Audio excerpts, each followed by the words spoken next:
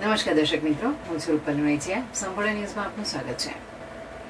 વાવથરા જિલ્લામાં ભાભર શહેરમાં સુરક્ષા વ્યવસ્થાને વધુ સશક્ત બનાવવા માટે નગરપાલિકા દ્વારા લોકભાગીદારીથી 50થી વધુ સ્થળોએ સીસીટીવી કેમેરા સ્થાપિત કરવાની કામગીરી શરૂ કરવામાં આવી છે. આ પહેલનો મુખ્ય હેતુ ટ્રાફિક વ્યવસ્થામાં સુધારો લાવવાનો તેમજ ગુનાખોરી પર નિયંત્રણ મેળવવાનો છે.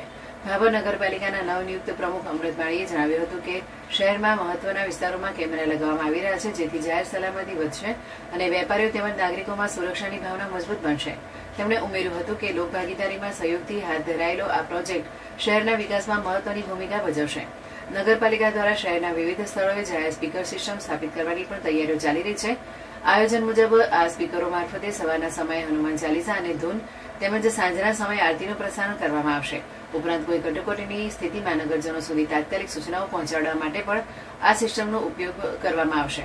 સ્થાનિક નાગરિકોએ આ પહેલને આવકારી છે અને તેમના મત મુજબ સીસીટીવી કેમેરાથી શહેરમાં સુરક્ષા વધશે અને અનિચ્છનીય પ્રવૃત્તિ પર નિયંત્રણ લાવવામાં મદદ મળશે.